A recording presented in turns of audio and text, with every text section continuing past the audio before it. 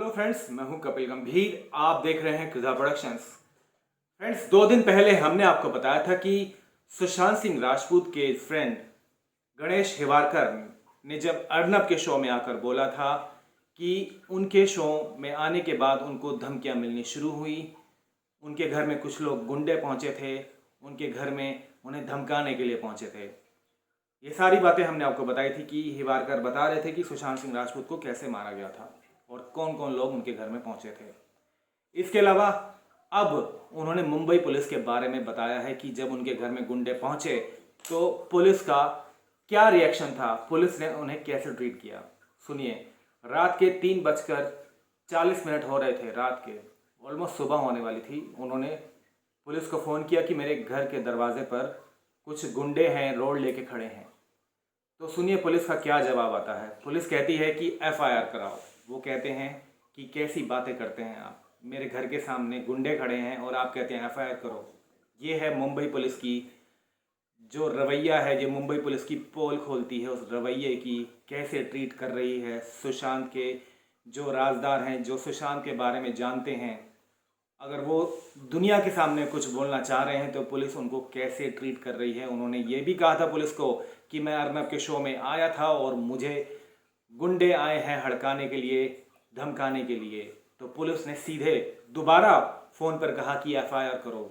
सामने मौत खड़ी है और पुलिस कहती है FIR करो। वो मुंबई पुलिस जो 65 दिन बाद सुशांत सिंह राजपूत केस की एक FIR तक नहीं कर पाई, जबकि सुशांत की मौत हो चुकी है, और जिसको धमकी दी जा रही है या उनके घर में रोड लेके जो लोग खड़े हैं वो मारने आए हैं, तो उसके लिए पुलिस कहती है FIR करो।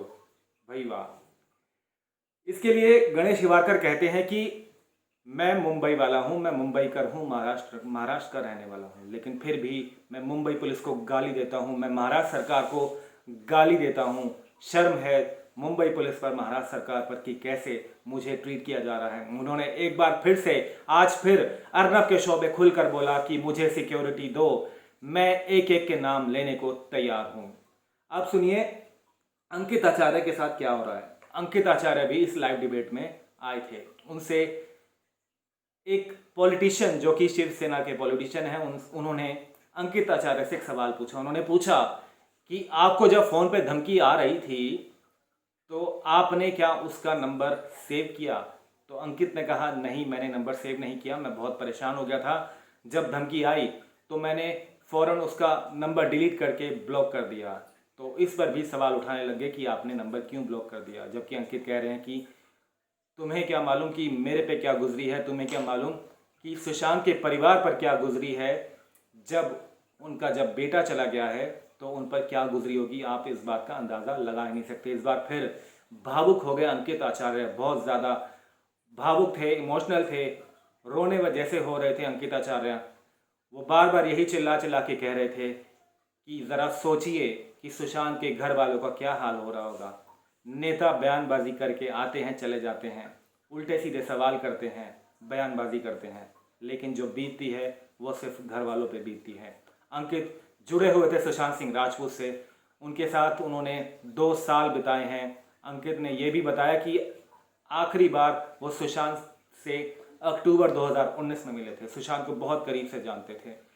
अंकित की भी हालत बहुत ज़्यादा ख़राब है, उनको भी लगातार धमकियाँ आ रही हैं, और ये बात कई लोग मानते हैं कि ना सिर्फ अंकित बल्कि गणेश हिवारकर को भी खतरा है जान का। इन दोनों की जान को खतरा है, उन सबको खतरा है जो सुशांत के लिए बोलने की कोशिश कर रहे हैं, जो बोलना चाह रहे हैं, उन सब की जान को बहुत ज़्यादा खतरा है, क्योंकि ये सबूत हैं, जिंदा सबूत हैं, जो सुशांत के बारे में जानते हैं, सुशांत को अच्छे से जानते हैं, वो उनके बारे में बोलना चाह रहे हैं, लेकिन समाज के कुछ ऐसे लोग भी हैं जो इन्हें धमका रहे हैं सच बोलने की, इनको आज़ादी नहीं दे रहे, इनसे आज़ादी वो छीनना चाह रहे हैं।